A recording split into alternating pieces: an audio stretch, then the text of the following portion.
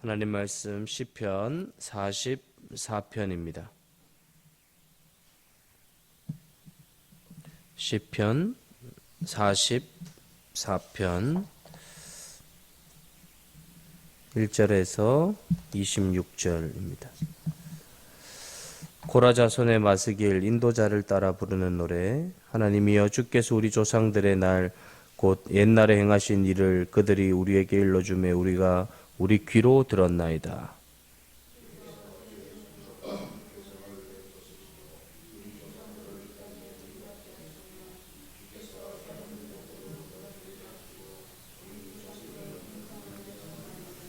그들이 자기 칼로 땅을 얻어 차지함이 아니요 그들의 팔이 그들을 구원함도 아니라 오직 주의 오른손과 주의 팔과 주의 얼굴의 빛으로 하셨으니 주께서 그들을 기뻐하신 까닭이니이다.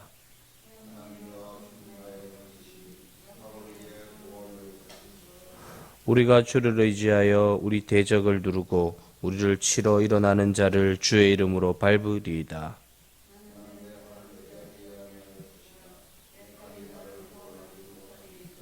오직 주께서 우리를 우리 원수들에게서 구원하시고 우리를 미워하는 자로 수치를 당하게 하셨나이다.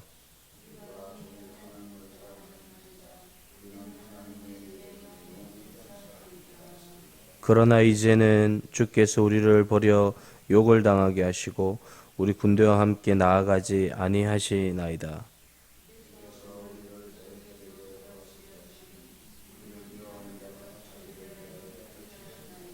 주께서 우리를 잡아먹힐 양처럼 그들에게 넘겨주시고 여러 민족 중에 우리를 흩으셨나이다.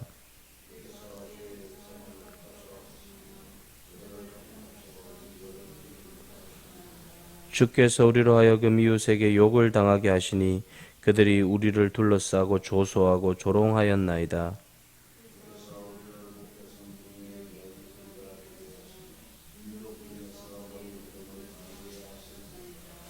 나의 능력이 종일 내 앞에 있으며 수치가 내 얼굴을 덮었으니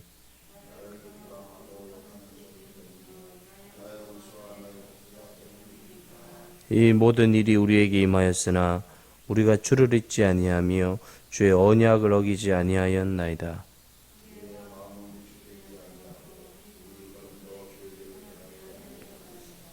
주께서 우리를 승냥이의 처소에 밀어 넣으시고 우리를 사망의 그늘로 덮으셨나이다.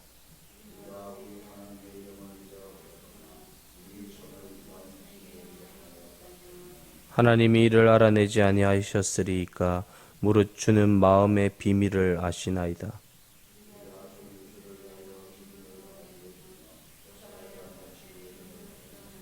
주여 깨소서 어찌하여 주무시나이까 일어나시고 우리를 영원히 버리지 마소서.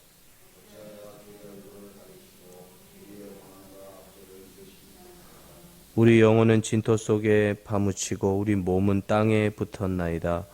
일어나 우리를 도우소서. 주의 인자하심으로 말미암아 우리를 구원하소서. 아멘.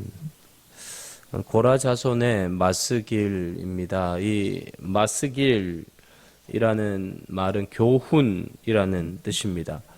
이 고라 자손의 이 마스길 교훈은 가만히 쳐다보면 절절합니다. 절절해요.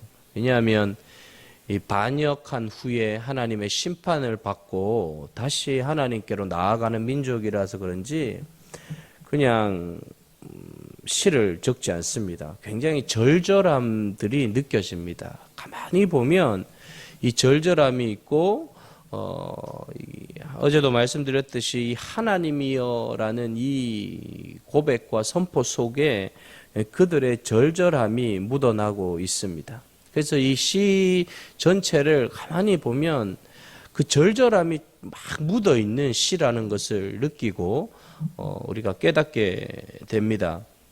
오늘 이 시의 이 배경은 이 히스기야 왕 때 산헤립이 쳐들어와서 유다가 완전히 초토화되고 성이 함락된 상황 속에서 쓰여진 시입니다. 그러니까 산헤립이 벌떼처럼 쳐들어와서 유다를 완전히 초토화시킨 그런 모습들 속에 쓰여진 시인데 1절에 보면 곧 옛날에 행하신 일, 조상들이 옛날에 행하신 일, 이거는 이제 출애굽부터 가나안 정복 때까지의 이야기입니다. 출애굽하면서 가나안 정복 때까지 하나님 행하신 일들을 그들이 우리에게 일러줬다. 이 그들은 아버지들입니다. 아버지들이 출애굽부터 가나안 정복 때까지 이야기를 자손들에게 아버지들이 다 일러줘서 우리 귀로 들었다는 거예요.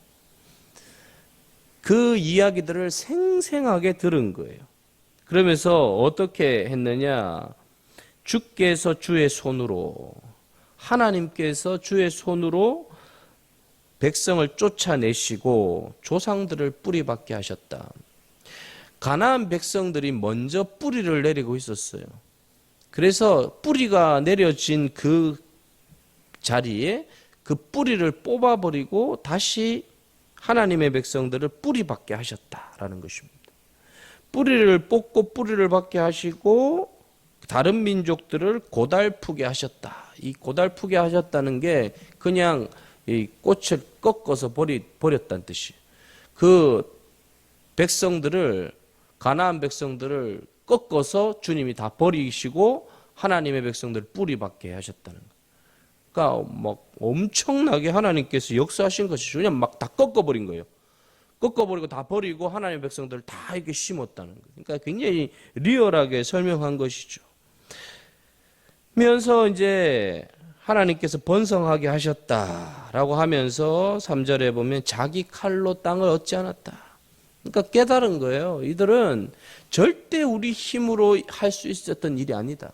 출애굽도 그렇고 홍해를 건넌 것도 그렇고 광야에서 가나안 백성들에게 들어가서 가나안 백성들을 몰아낸 것도 그렇고 다 어떻게 했느냐?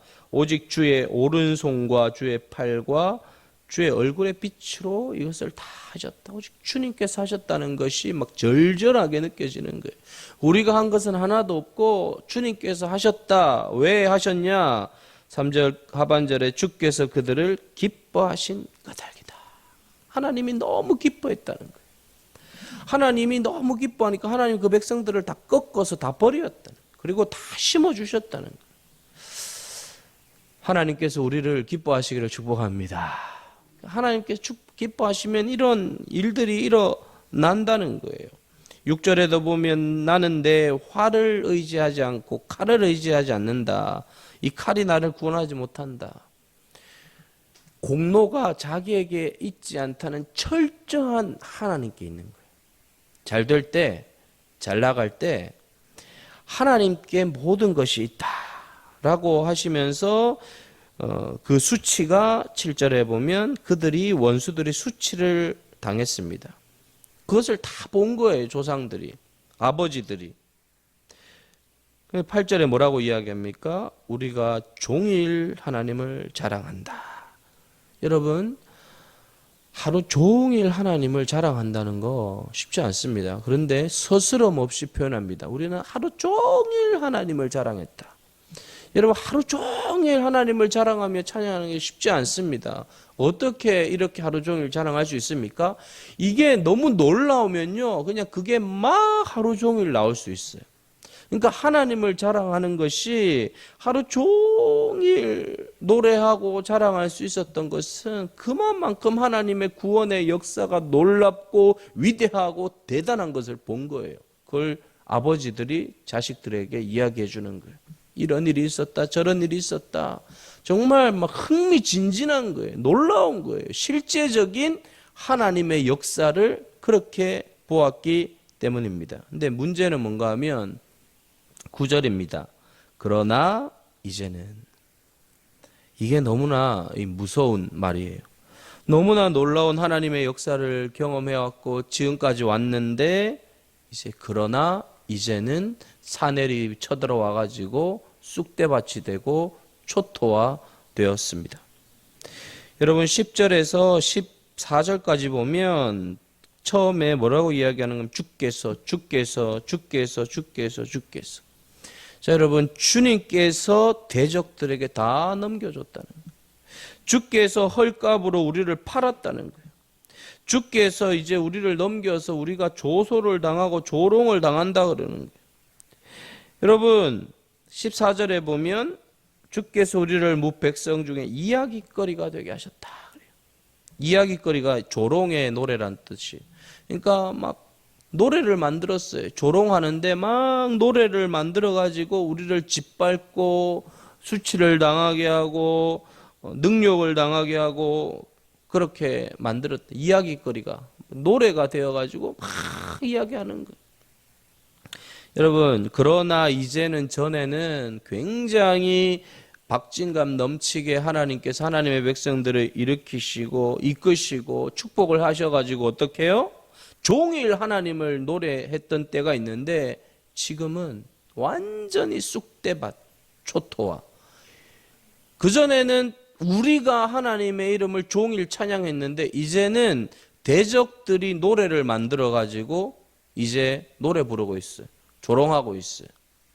저들에게 하나님이 없다. 끝났다. 이제 하나님은 저들과 상관없어. 하나님 의지하더니 꼴 좋다. 이렇게 이야기를 하는 것입니다. 근데 17절에 보면 이게 중요해요. 이 모든 일이 우리에게 임하였으나 실제적으로 겪는 거죠. 이 조롱과 저주와 이야기거리들을 다 경험했는데 우리가 주를 잊지 아니하며 주의 언약을 어기지 아니하였나이다. 이 놀라운 것입니다. 이제 완전히 짓밟히고 하나님 앞에 버림받은 것 같은 절망 속에서 조롱과 수치를 당하고 있는데 주를 잊지 않았대요. 그리고 언약을 어기지 아니하였고 18절에도 마음이 위축되지 아니하였다. 우리 걸음도 주의 길을 떠나지. 여러분 이 아버지께로 들은 하나님의 히스토리, 하나님의 역사들을 이들은 얼마나 깊이 뿌리 내려져 있는가를 이야기하는 거예요. 그런 하나님의 구원의 역사들에 대한 철저한 교육이 이루어진 거예요. 그러니까 그 하나님의 역사에 대한 확고한 믿음이 있으니까 이제 자기들이 이렇게 수치를 당해도 그들의 마음이 위축되지 않았어요. 왜?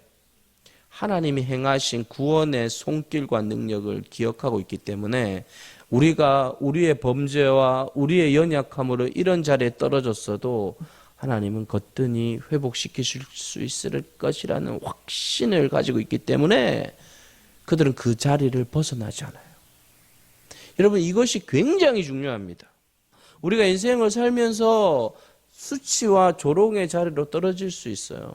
우리의 연약함으로, 우리의 범죄함으로 떨어질 수 있는데 회복은 하나님의 역사에 대한 약속에 대한 언약을 분명히 붙잡게 되면 여러분 하나님께서 다시 일으키신다는 거예요. 근데 18절에 보세요. 승냥이의 처소가 나와요. 이거는 황량한 사막이에요. 아무것도 막을 수 있는 것이 없는 황량한 사막에 하나님이 밀어놓았다는 거예요. 여러분 늑대가 있고요. 막 그런 아주 위험한 동물들이 돌아다녀요. 팔레스타인에는. 그런데 거기에 하나님께서 아무런 마귀도 없는 승냥이에 밀어놓았다는 거예요. 황량한 사막에 밀어넣었다는 거예요. 사망의 그늘로 덮었다.